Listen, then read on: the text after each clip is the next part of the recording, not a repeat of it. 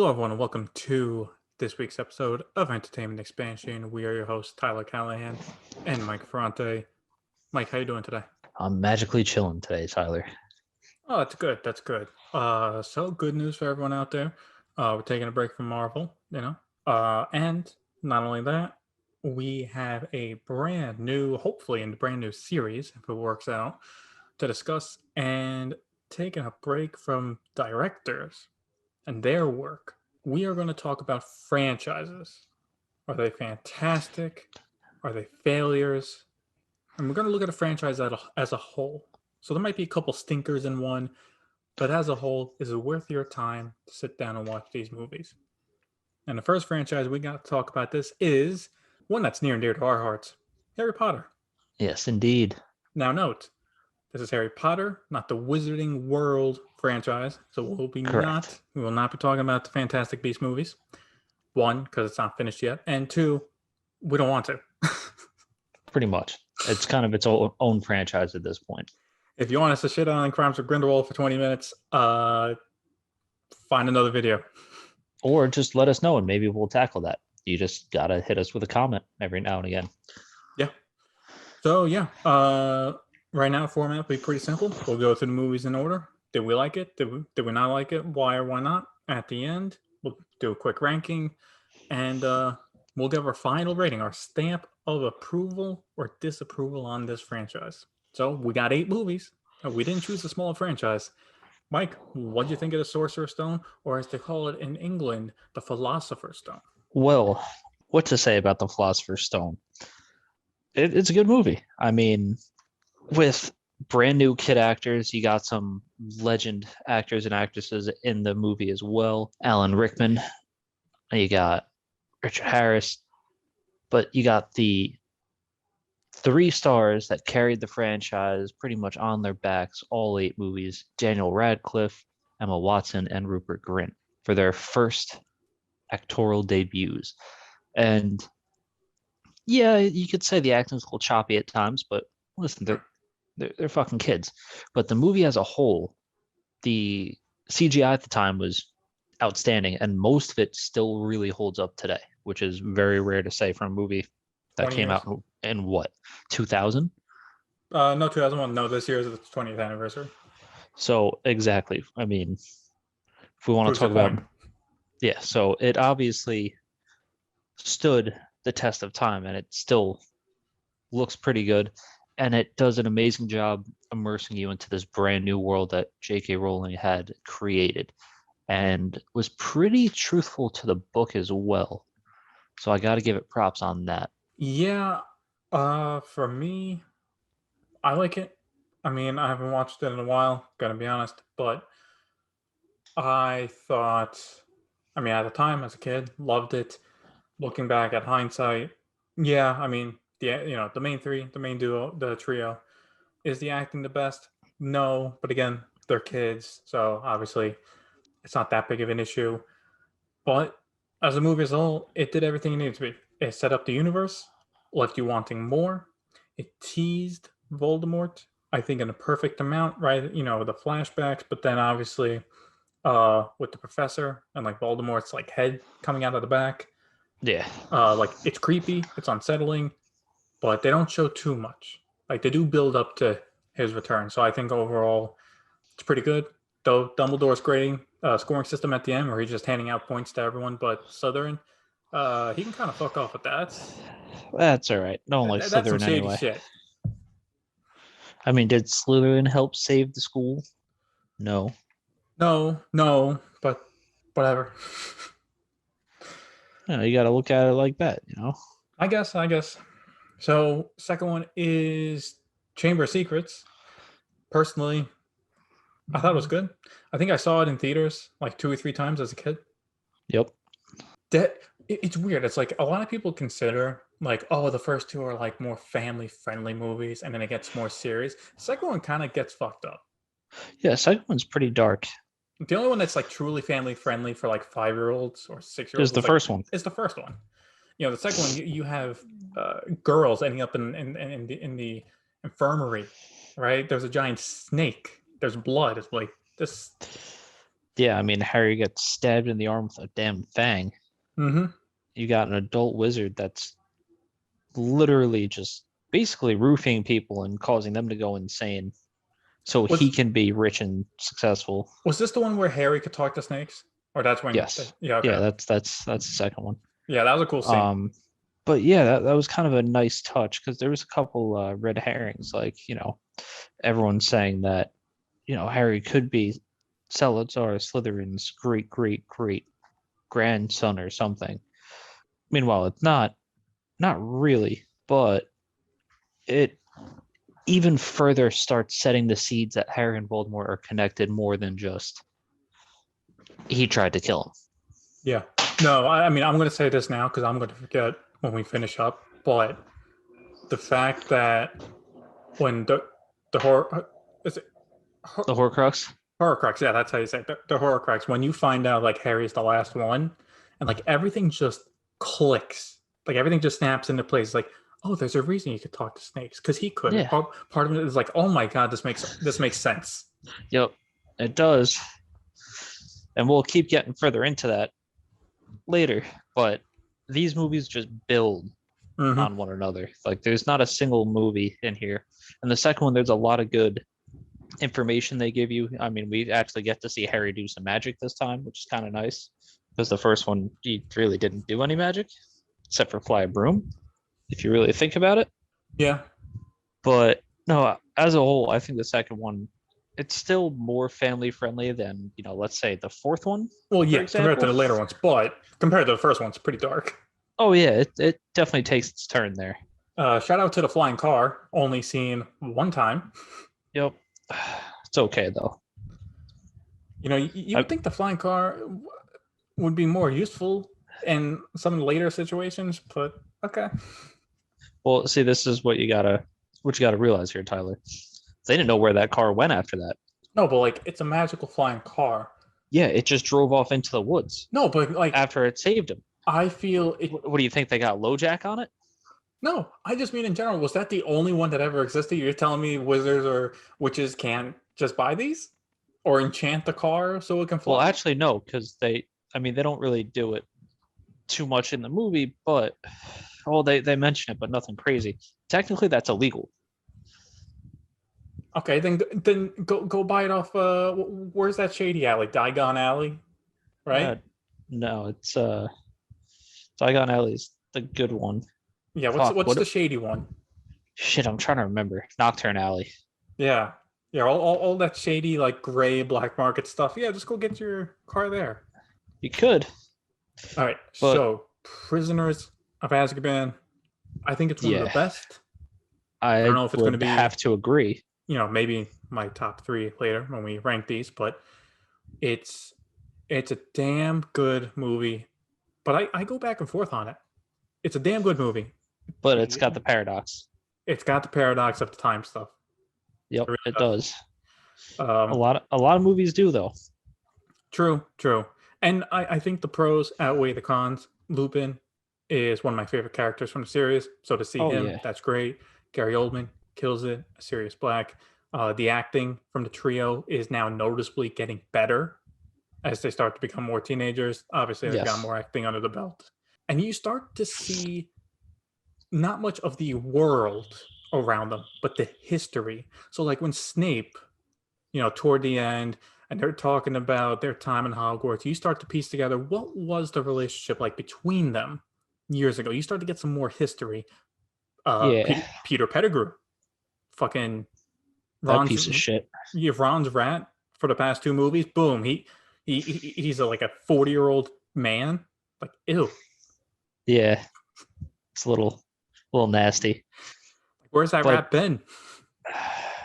yeah, it's a little wild to think about. A very interesting thing to really kind of look at it as is, goddamn, you know, they were like this had probably the weakest villain of all time. You mean to tell me the main antagonist of this film was Peter Pettigrew? Because it's not serious. It's not Snape. See, It's not Lupin. I think that's okay though. I think that's okay because the movie up until the end makes you believe Sirius is this all powerful wizard who single handedly broke out of Azkaban and he's after Harry. He's gonna fucking Which he kill him. did. So like they do lead up to that. Like they don't like the movie doesn't portray as well. We need to find this rat guy. That's true. So That was kind of a twist. it is a twist, and I think it's a twist that works because, yeah, Pettigrew by himself, he's a dirty piece of shit, right? Yep. Scumbag. However, you need him there to set up Voldemort's return in the next movie, because he It's true. is a major part of him coming back. So This is very true. they needed to get to him at some point. They finally did. Yes, you had to pull in Lupin and Sirius and Snape for that to happen, but I think they perfectly set the stage for four with that. Yeah, I mean, now we can talk a little bit about the negatives. There's paradox. The paradox is my biggest issue. Yeah. Yep. Because there really is no reason for them to go back in time in the first place to do everything. You know what I mean? Or if you go back in time, you don't need to go that far back in time to where you replay like half the movie. Yeah, but let's be honest, they kind of had to, because if Hermione didn't throw the rock at Harry's head, they would have got caught. They never would have wandered to the Whomping Willow, found out Sirius actually loves Harry and Peter Pettigrew is Ron's rat. They would never found that out.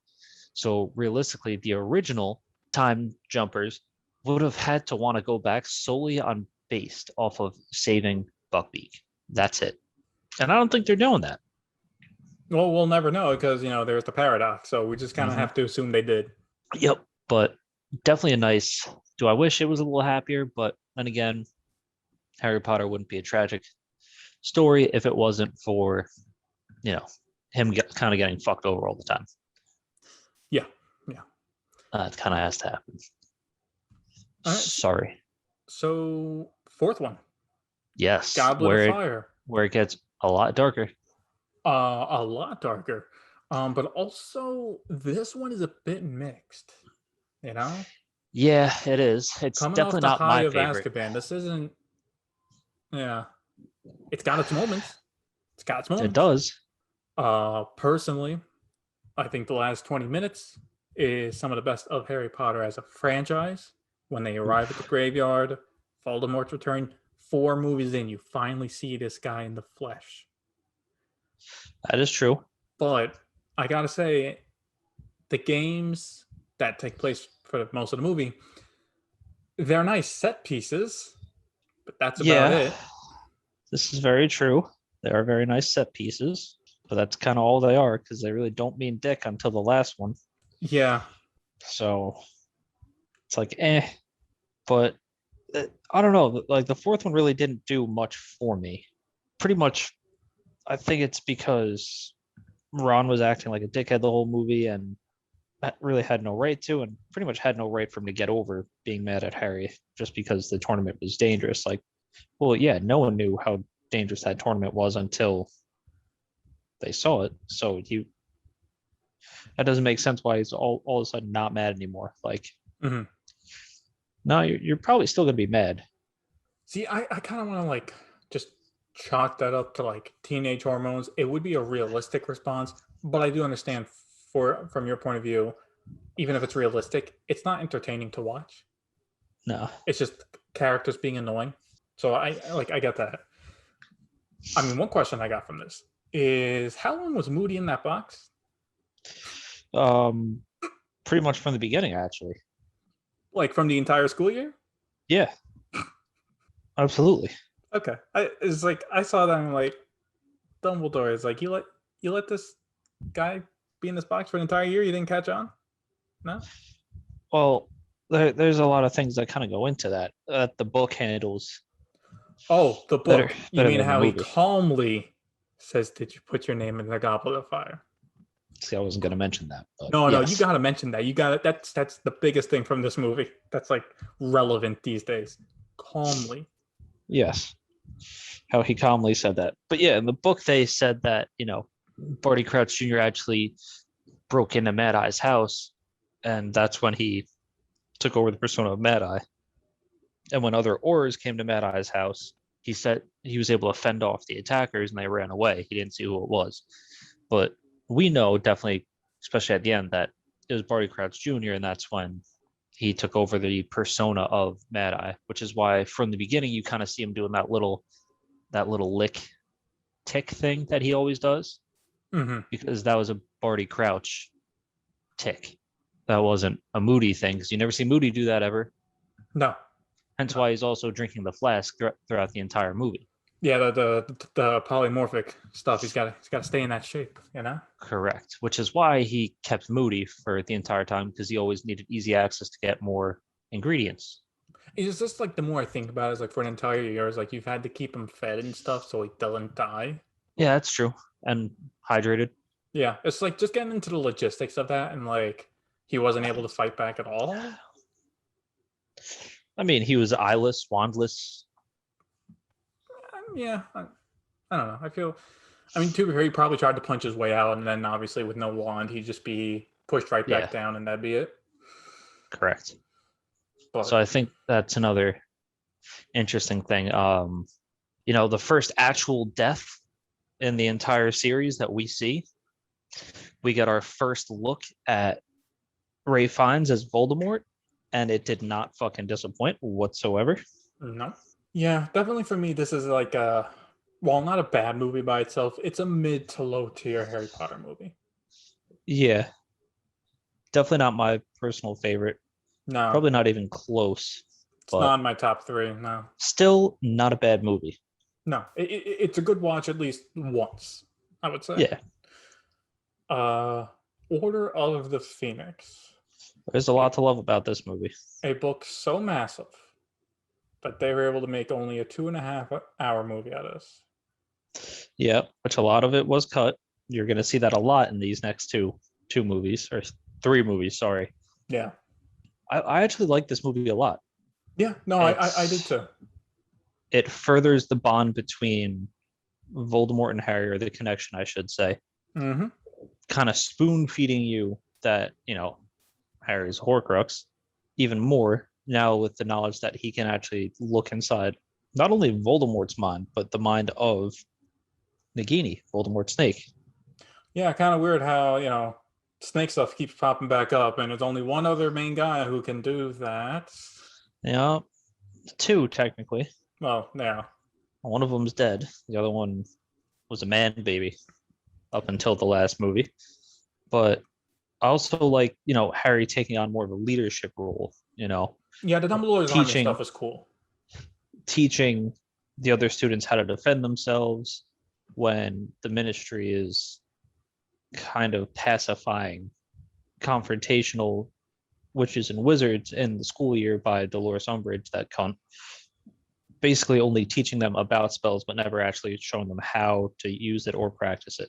So Harry taking on that leadership role, even though stupidly calling it Dumbledore's army, like he was trying to set up his boy to fail.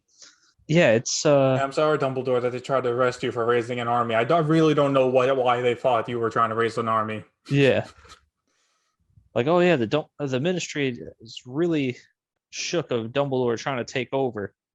What should we name our little Defense Against the Dark Arts club? Let's do Dumbledore's Army. That has a nice ring to it. Let's all get That T-shirts and posters. Let's put that up. Send out invites. you know, absolutely bad idea. But then again, they're 15, Yeah, so fuck it, I guess.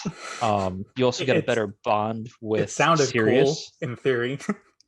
You get a better bond with Sirius Black, trying to be the Godfather that Harry actually deserves, which Rest was in a peace. very nice touch. Oh, we're not there yet, Teller. We're not there yet. But then you also get more of a reason why Snape is Snape, because you get that little flashback in Snape when Harry does the reverse spell on Snape, because he was pissed off about having Snape go through his memories all the time to fight the way Voldemort could enter his mind, I guess. And you see that Snape was just ruthlessly bullied by Harry's dad and Sirius Black, like ruthlessly, pretty much for no reason too. So it 100% makes sense why Snape would absolutely hate Harry, because Harry supposedly looks exactly like his dad, only with his mother's eyes. That's part of the reason why I really like this movie. And obviously, Yes. we're gonna have our issues with Half Blood Prince. But for this movie, there was a lot cut, yes, and they had to. But the stuff they kept in, I'm glad they did, like you just mentioned, with that flashback scene, because it shows. Because up until now, yes, it's sad Harry's parents were murdered, but they've always been put on a pedestal. Yeah. Anytime he's heard about them, oh, they're great. James and Lily were fantastic. Oh, it's a shame. But back in their Hogwarts days, at least James, he's a bit of a Was a prick. dickhead. Yeah, he's a Yeah, he's a prick. dickhead. Yeah.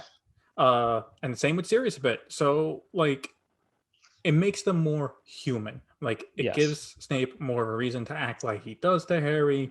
He's not being an asshole for the sake of an asshole. There's a reason for it. Yep. And, you know, I don't know the actress's name, but the actress that played Umbridge, fucking shout out. She played it perfectly. Oh yeah. I don't think there was another actress that could have Mhm. played that. She must have read that book instead of the screenplay because she captured all the nuances of Umbridge and nailed it. Like you hate her Mhm. in this movie. Like you absolutely hate her. And it must be tough for that actress because a lot of people have a hard time separating the art from the artist. So Jesus, I can't imagine how many people just hear "fuck you" just completely out of nowhere. Hey, Umbridge, you're a bitch. It's like that was just a role. I don't give a fuck. And I mean, I feel we'd be failing this movie if we did not even mention the final battle between Dumbledore Oh, and yeah. Voldemort. That But shows. before Oh, we get into that, okay. we got to get to the punch throat moment of, Dumbledore's army or the key members of it fighting with the Order of the Phoenix. Well, really just Harry fighting with the Order of the Phoenix. And the further bond of the relationship with Sirius and Harry, where Sirius said, like nice one, James, and then right after, boom, like you saw the joy in Harry's face, like oh, this reminding him of being with my dad, which is Hmm. bringing me closer to my dad, and then boom, Bellatrix has to go and kill Sirius right in front of him, and thus creates the biggest fucking throat punch of all. But then we get to another very interesting thing right here. While chasing Bellatrix, what spell does Harry use to stop her in her tracks? It was one of the what was it, three unforgivable curses. Yes, it is. It, And it's not about a Kavada, is it? no, no, no, that's No, the it's killing not. Yeah, curse. yeah, that's a killing one. It was the Cruciatus curse, which is the torture curse. So I found that very interesting that in that moment of rage, but then again, you're now further. This was, his dark side pull moment, I guess you could say. Hmm. Because realistically, he could have killed her, and I don't think anyone would have batted an eye because no one batted an eye that this kid, this underage wizard, just used the Cruciatus curse inside the Ministry of Magic. I mean, she is in their world basically. I mean, a terrorist at this point, right? Working with Voldemort. So I mean, you killed the terrorist and the top one at that. I mean, I don't think anyone's going to complain. No, because they sure as hell didn't care about an underage wizard using a kill or using an unforgivable curse. Hmm. This time around, meanwhile, they're ready to throw him out of Hogwarts for using the Patronus in the beginning. They're like, you know what? We kind of fucked you over on that one. You could have this. Just don't do that shit again. Oh, so But that, Patronus is out. Killing curses are in. Got it. yep. But that's not the first time Harry would use an unforgivable curse. But more on that later. Back to the Voldemort versus Dumbledore fight. How fucking entertaining was that? It does show, like, because like obviously we've seen some wizard battles back and forth, but like But two nothing like top that. of their prime wizards going at it. Oh, it's a whole different ballgame. Oh yeah.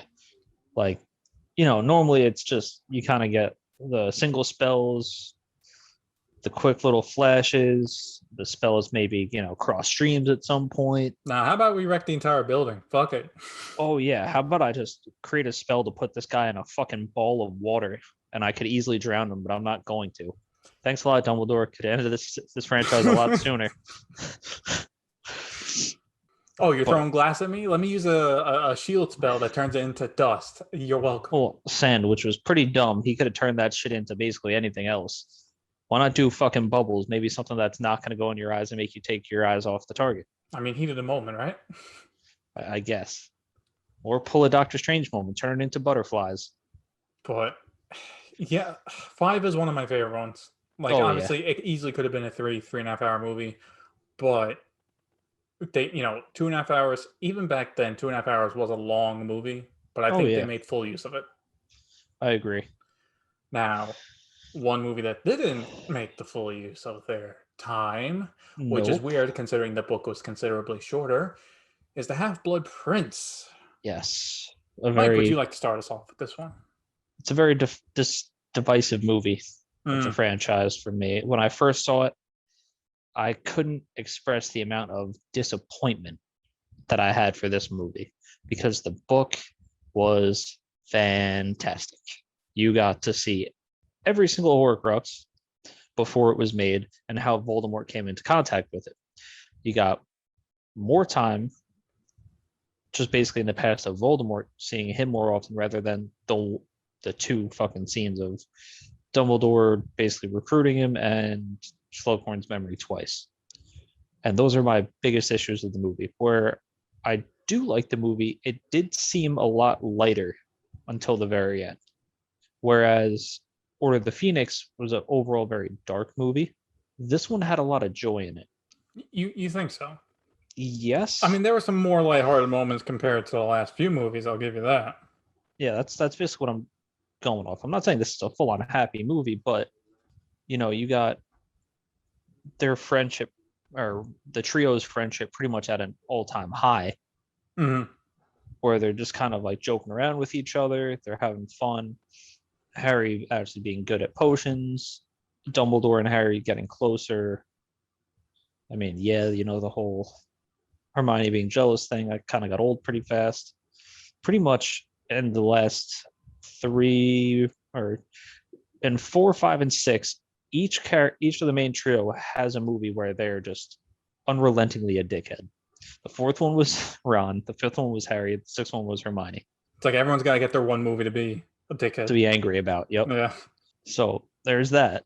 But other than that, I kind of I kind of enjoyed it the older I got, just because it was a little bit more lightheaded. You got to see the friends go out and I guess get drunk technically when I went to the Three Broomsticks. And this would be the last time they can have like pure happy moments because the In next two Hogwarts. movies just, Yeah, yeah. this was their last term at Hogwarts. Well, it was going to be second to last until other stuff happened. That is very true. But Tyler, I will let you get into that. I mean, I guess before we go into the last two movies, Dumbledore's death. Yep. I think I think that part was handled well. I feel the ending with Harry running after Snape, I think that was done better in the book a bit. Yeah. And I feel like in the heat of the moment they should have brought that directly over because like the emotion is a lot better. And if I remember in the movie, it's very like Snape was like, oh, I'm the Half Blood Prince. Like there's no emotion behind that, and then Well, he's out. yeah, I think it. I can't remember if it's in the movie or not, but Harry tried to use Sectum Sempra on Snape. I don't remember if they kept that in, but in the book, I know he definitely tried to use it, and that's where Yeah, Snape basically rebounded it and said, "You dare use my own spells against me?" And then, yes, I'm the Half Blood Prince. So I don't remember if that was in the movie or not. It might have been, but no, I think they also handled Harry witnessing the death of Dumbledore a little bit better because in the book, Harry had the invisibility cloak, and basically Snape, I believe he did the freezing curse on him, the Petriscus Totalis, and then threw the invisibility cloak over him so that he wouldn't make a sound or be heard or be seen. Whereas in the book, Snape just kind of goes up behind him and tells him to be quiet. and then just does I it. mean, in the movie, sorry, in the movie, he says all that. Yeah, yeah. I don't remember him putting the curse on him and stuff in the movie, No, he didn't do that in the movie. In the book, he did. which I think that would be better in the movie because it shows like how sneaky Snape can be, for wanting to Yep. be. Like it's a lot, it comes off a lot more sneaky than just stay quiet. Yeah. But the stay quiet moment does also prove a little bit more towards his true intentions, Hmm. because he really didn't want to kill Dumbledore, but he knew he had to. And Yeah, but by obviously we don't see that until the next movie. yeah, spoilers, sorry. Um, but yeah, let's start talking about another letdown of the movie, shall we? I mean, you say a letdown. I mean, personally, I'm a fan of Deathly Hallows Part One. I thought the slower pace, the travel as they get the rest of the Horcruxes, I thought was a good movie. I thought it was well needed for pacing. Like if you look at the franchise as a whole, this being a slow movie right before the final movie, right, all out battle, pacing wise, it works. Okay, so this is where I'm gonna have to disagree a little bit. So them breaking it up into two movies, right? Mm-hmm. There was a lot of good stuff in the books that we didn't even come close to seeing in the movies. You're telling me you broke this into two movies to cut out a lot of the best parts from the entire book, first half and second. So it just kind of seemed like a lot of time wasting.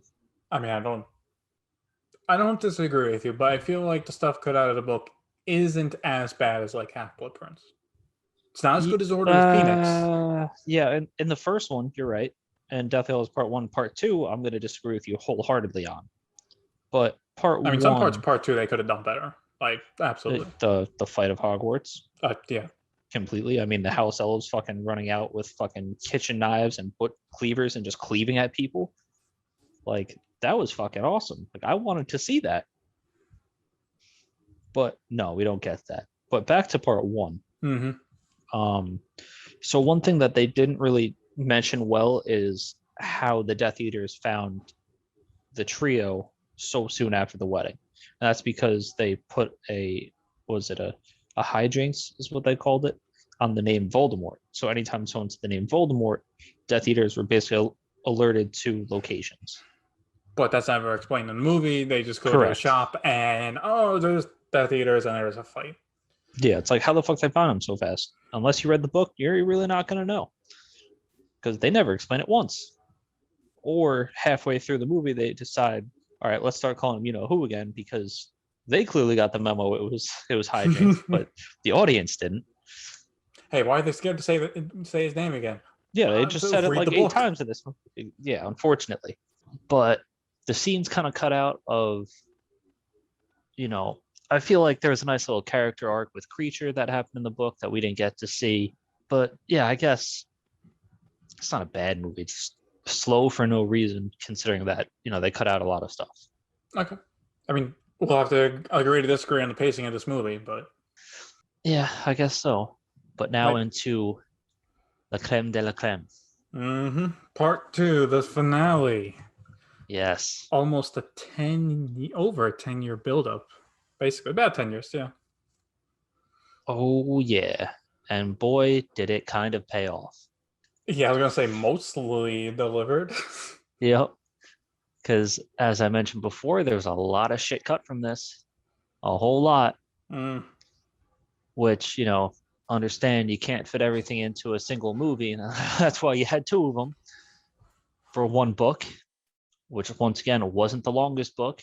But, It's weird how they made the overall, best movie out of the biggest book, but they can't make two great movies out of one book. yeah, but funny enough, Order of the Phoenix isn't rated as the best. It's actually looked at as one of the lower end ones. Oh, that's just Uh, stupid. yeah, I agree. But back to Deathly Hallows Part Two. It's the duel we've all been waiting for. I Yep. do enjoy the majority of this movie. I'm not gonna say that it was bad at any point because it wasn't. My only gripes with it is how much they cut. That's basically it. Everything else about this movie was awesome.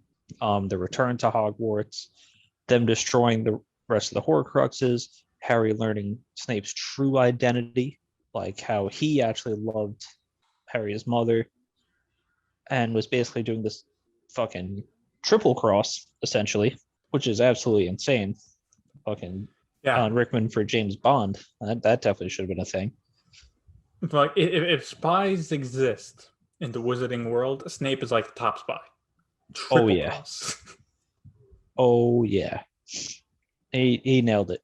And Harry's realization of shit, I'm a fucking Horcrux. I need to die. That was a pretty good moment. Also, Harry having basically his one time to talk to his dead relatives before he meets his own end was a nice touch. That was a great moment. Yeah.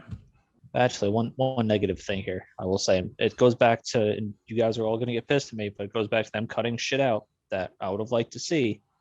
How about how what was it, Fred or George who died? We saw their death in the books, and it was a Hmm. very emotional moment. They had a chance to make this a throat punch moment, just like Sirius, because it happened just the same way.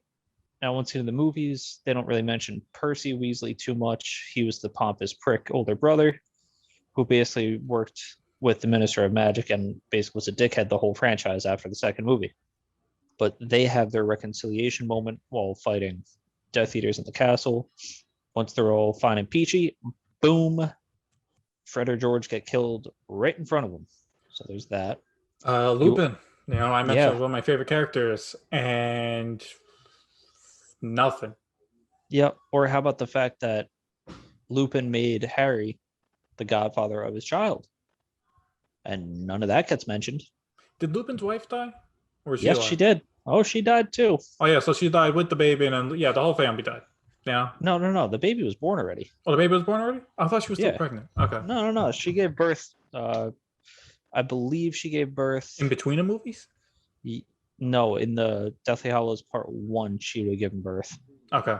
and we were supposed to see that basically because in Part One, one of the things they cut out was how Harry, Ron, and Hermione actually go to Tonks's Lupin's wife parents' house, who is Bellatrix's sister, and they got all confused and instantly go into or Harry goes into a rage and points his wand at her because she looks just like Bellatrix, but instead of brown hair and pale skin, or black hair and pale skin, she has brown hair and more alive looking skin. Hmm.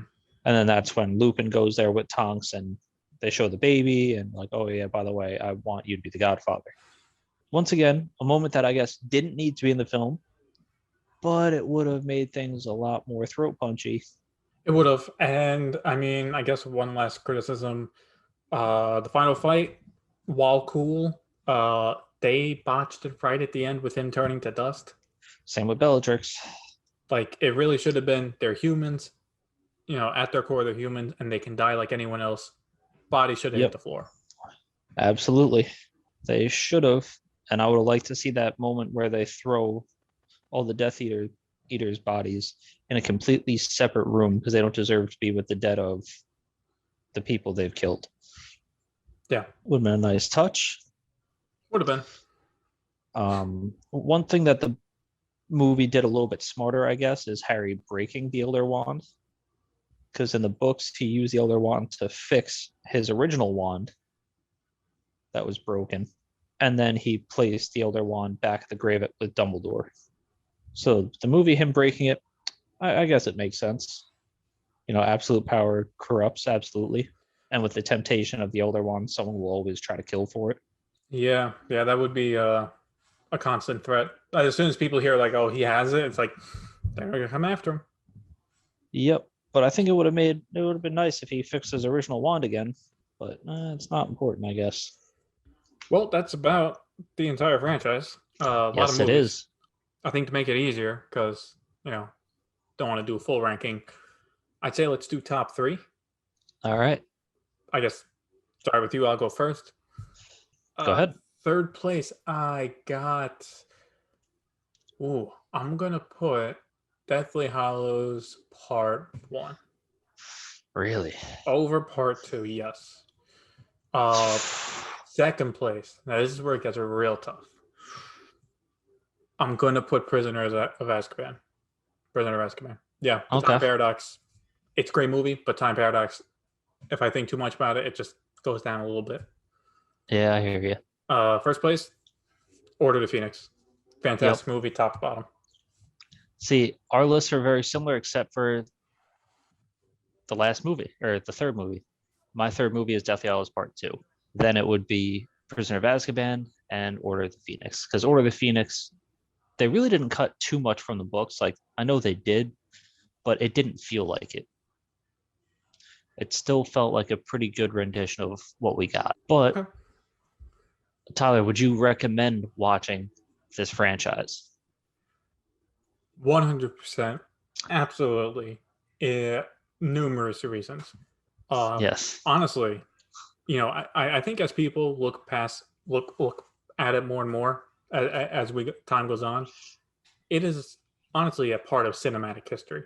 Oh, it absolutely Because if is. you think about it, if these movies came out now with the box office we have these days, these would be billion-dollar movies anytime these came out. These This are is true. huge movies for an entire generation that for most of it, it lands. They do have a couple misses that we went over, but But those aren't bad movies to begin with. None of these movies were ever mhm, a flop or critically failures. yes, they're They only bad when you always compare them to the source material, but by themselves, they're correct. still good movies. Correct. Hmm. So that's another important thing to point out about this franchise. There is no real bad movie. There are others that aren't as good as the rest, but there's not a single bad movie where you're like, wow, this movie just fucking sucked. Like I'd watch any of these movies over like honestly almost a quarter or a third of the Marvel movies. Yeah, I mean, I'd easily watch all these movies over all the Fast and Furious movies in a heartbeat. 100 times over, yeah. Yeah, there's no question about that. All right, I would absolutely recommend this franchise, no questions asked, because once again, this is a franchise near and dear to our hearts, because this was a franchise that grew up with us. We grew up as the basically the actors grew up and the characters grew up in the franchise. So that is truly something special that you don't really get in a movie going experience, or at least that we were able to get. That's true. That's honestly, I think a factor is like we grew up with them, and that only comes Because once. But yeah, they were a little bit older than us yeah, a little in bit. real But life and in the movies, but pretty much like when I like was just under 10, 11 years old, the yeah, first one came out. uh-huh. And so boom, like so as we're growing, so are these characters that we love watching. So it brings us even closer to this universe. So that's always why it's at least near and dear to my heart. But I want to know what you guys think about the Harry Potter franchise. Have you watched it? Do you disagree with us? What are your top three Harry Potter movies? As always, feel free to let us know at Entertainment Expansion. Find us on Instagram, Facebook, and YouTube. As always, thank you for listening, and we look forward from hearing from you.